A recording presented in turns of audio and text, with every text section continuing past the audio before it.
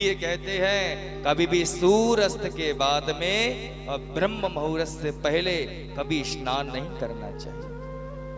बहुत लोगों को देखा है यमुना जी में स्नान करने जाते, किसी नदी में जाते हैं तो क्या करते हैं, कपड़े पहनकर ही स्नान कर लेते हैं। एक बात तो ध्यान रखें, कभी नग्न स्नान नहीं करना चाहिए। दूसरी बात, जहां पर आप कपड़े को बदल रहे हैं उसका जल पुनः नदी में नहीं जाना चाहिए। अगर आप स्नान कर कर आए, आपके कपड़ों का जल अगर पुनः नदी में जाएगा, गंगा जी या अथवा यमुना जी में जाएगा, इसको भी महापाप की संज्ञा दी गई है। दूसरी बात, कभी भी स्नान करने जाएं तो साबुन का प्रयोग नहीं करें। कुछ सामग्री खाने की ले भी गए हैं तो कभी भी कचरे को नदी के पास ना डालें, दूर ले जाके डालो।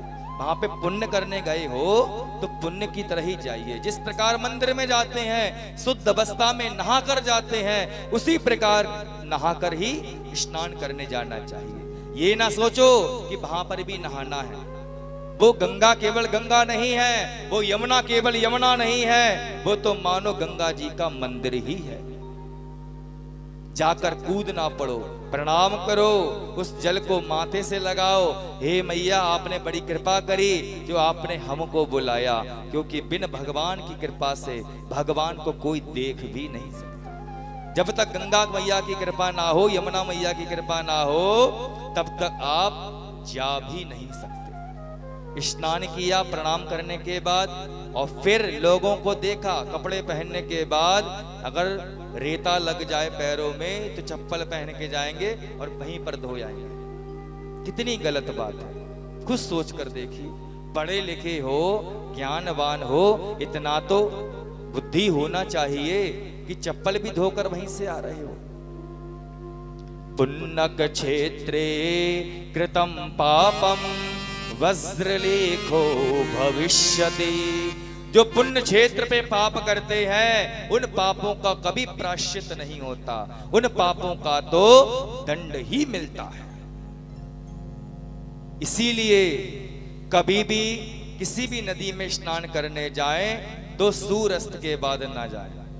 हरिद्वार में हम जाते हैं, देखते हैं रोज लोग जो है रात के 12-12 बजे तक खूब नहाते हैं, लेकिन ऐसा करना उचित नहीं है, शास्त्र के विरुद्ध ही है। भले ही दंड तुरंत ना मिले, लेकिन जो कर्म किया है उसकी सजा मिलेगी। तभी तो आपने देखा होगा, गए थे गंगा जी में, लौटकर ही नहीं आए। क्यों नहीं लौटकर आए? क्योंकि उनके पाप का घड़ा भर गया था। शिशुपाल के लिए 90 गाली तक परमात्मा कुछ नहीं बोले, 99 गाली तक परमात्मा कुछ नहीं बोले, लेकिन जैसे ही 100 गाली हुई तो भगवान कुछ नहीं बोले, लेकिन भगवान का जो सुदर्शन चक्र है वो बहुत कुछ बोल गया। शिशुपाल को खत्म ही कर दिया। क्यों?